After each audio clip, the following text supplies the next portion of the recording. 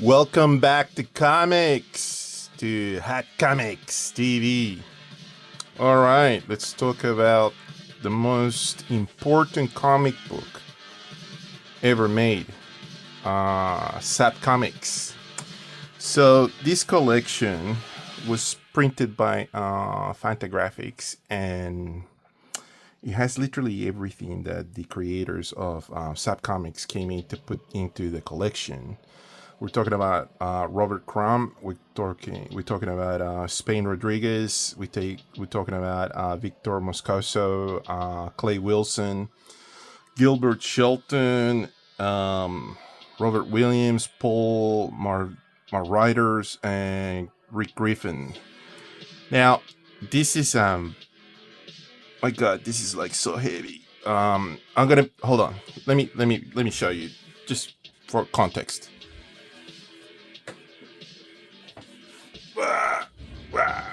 You see this massive box? Yeah, that's where it's coming from. So yeah, there you go. Those are all the books.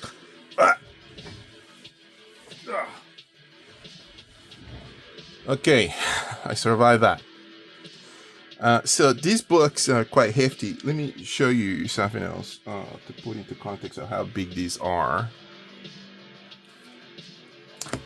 That's a comic book, normal size, and that's the book. So you can sort of see that this is an oversized printing. And these were originally printing on this format. Zap Comix. What's Zap Comix? Zap Comix started back at the end of the hippie wave of the 60s, 1960, yeah, late 60s, 68.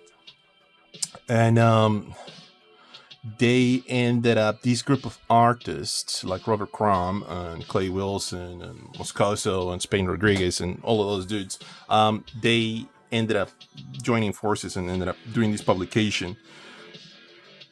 And they started, doing their own work. I think that the story goes that Robert Crumb lost a copy of one of his originals, and then they ended up finding only photocopies of it. And he was very upset about that because not having control over your own material was the thing that what united the majority of these artists, on top of other things like the code of authority. So this is...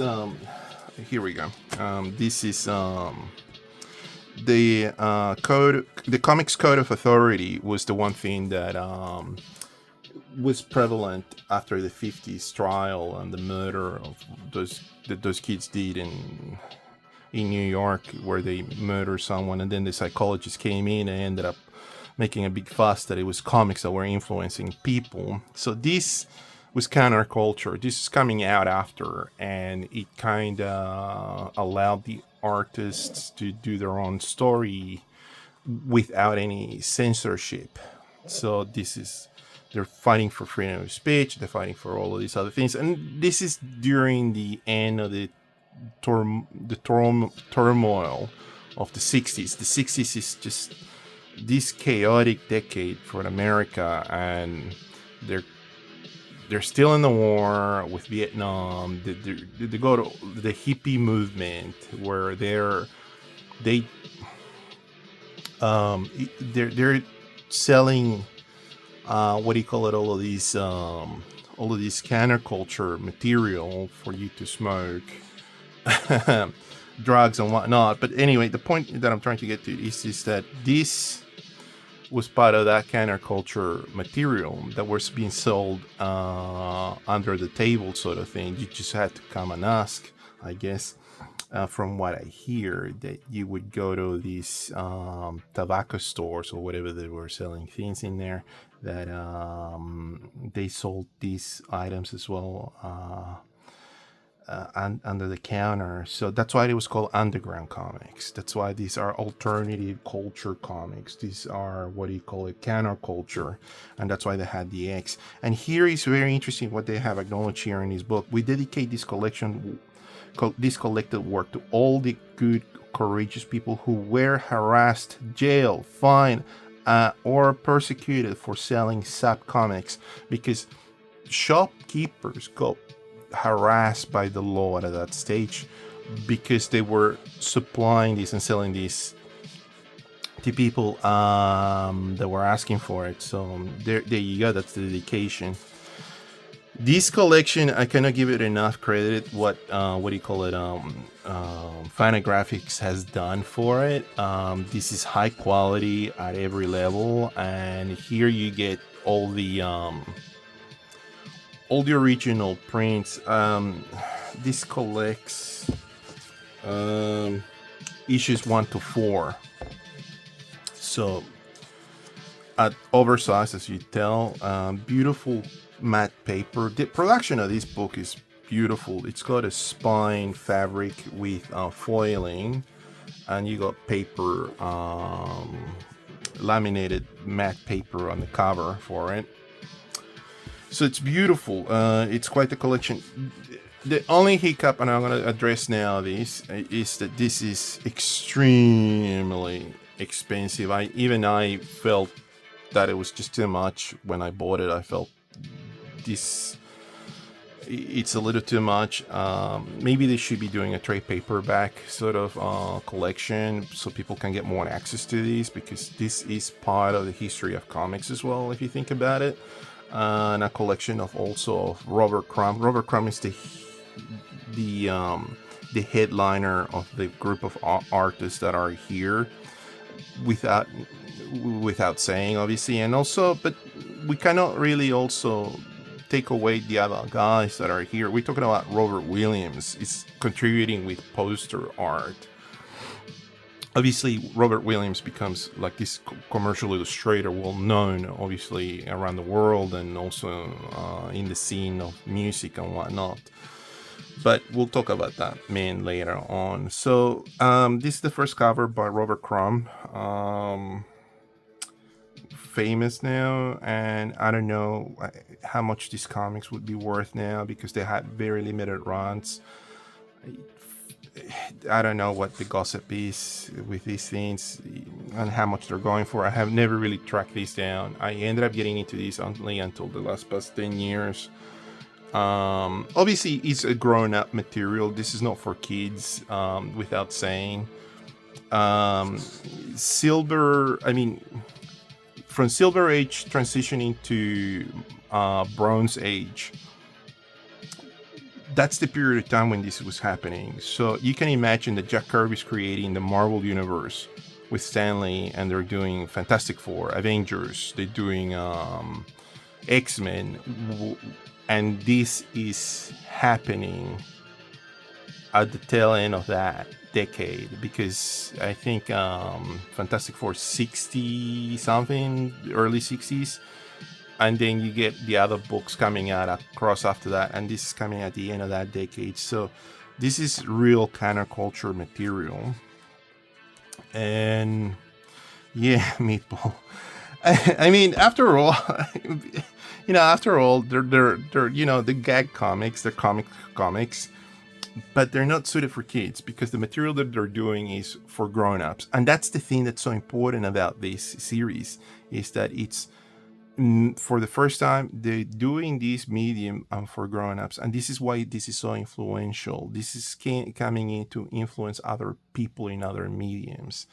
So other than the fact that they got one of the most influential artists of all time, cartoonists, that has an alternative autobiographical sort of like material that he's constructing, and that's Robert Crumb. That's what he's bringing to the table. And obviously he's lived through these counterculture with hippies. I mean, he's hanging out with Janis Joplin, he's hanging out with musicians and other artists in that period of time, and he's taking acid, and the byproduct of that is this sort of alternative comics. So it's quite revealing. So you can sort of see here is like an alternative beatnik sort of thing, or hippie, whatever you want to call it, and it's being hit by a meatball. Oh my god. Anyway, I'm not going to go through the whole material because also we got a little bit of controversy on these books. Obviously, we got obscene material that should not be what do you call it, be exposed for kids. Again, I'm gonna say that again. It's not for kids; it's for grown-ups. But it's a satire. Again, Mr. Natural, another big character by Robert Crumb is in here, included on these first issues of Zap.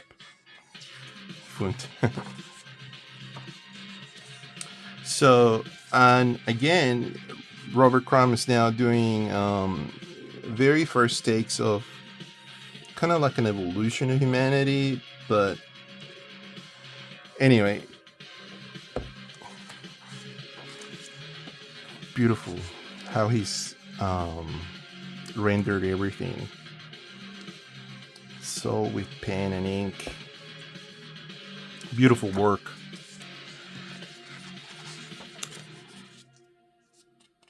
Okay, so we got some Clay Wilson, and so this is going to be controversy on these books, especially now that everything's censored even more nowadays.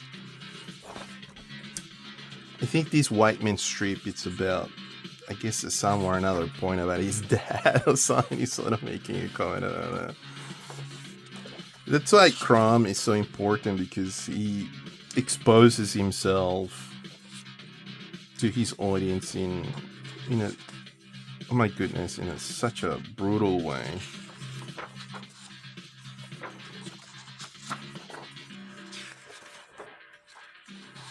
Yeah, so I can't remember who told me this.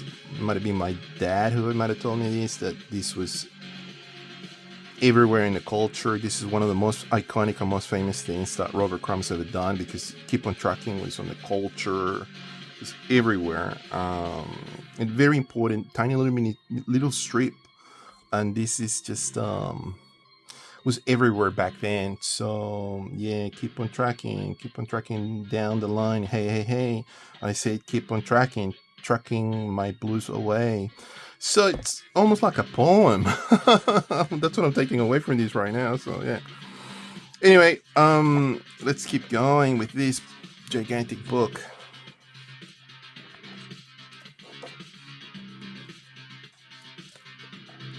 Yeah, that's Moscoso, I think.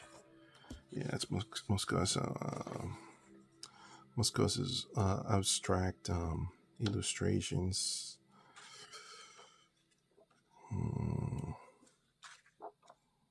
So that's Clay Wilson. Yeah, that's Wilson with his counterculture. Everything's kind of shock value, alternative material. So you're gonna see biker culture embedded onto that as well. Rick Griffin, beautiful material. More Crumb. It's including some of the cover. No, it's including the covers. What am I saying? It has included all the covers on this book on glossy paper. Rick Griffin.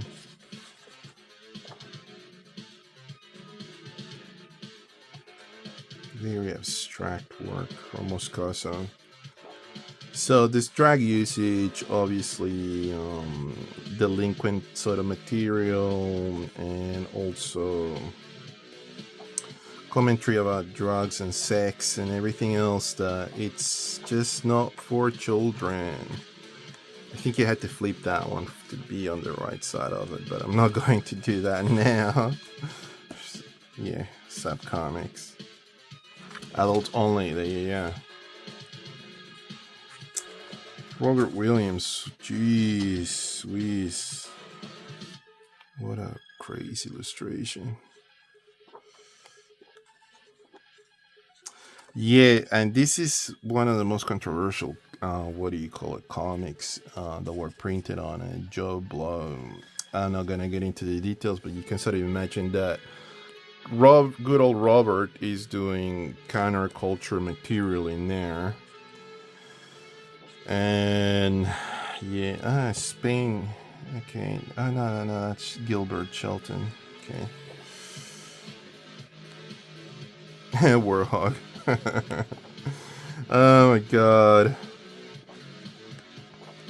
But it's all very satirical. Obviously, this is if you're taking these things and come on, it's just a comic book. It's art. Let's face it, it's art on paper as well. Robert Williams. It's also a very important thing that artists had not been able to do before, and they were sort of crossing that boundary, pushing that envelope forward. So yeah, that's the first look for the first book. We're gonna go over the other ones. Just want to share these with everybody that's not aware of the most important series of comics that were produced for grown-ups back in the day by a collection of master creators, master artists that now we're experiencing, and now they're all established so well. Sadly, we have lost a few of them. Like Spain Rodriguez, we lost him not long ago. So Clay Wilson's also, we lost him as well, but the other guys are still around. So yeah, anyway, that's the look for what do you call it, Zap Comix. That's the first viewing, and I would like to share these with everybody. Anyway, so thank you so much for your time. Please like and subscribe and all those good things. If you can track the actual comics, maybe in some way, well done. I think this is an important sort of collection. I think that like Robert Crumb's work is also very well available everywhere. But anyway, thank you so much once again. Until next time, bye bye.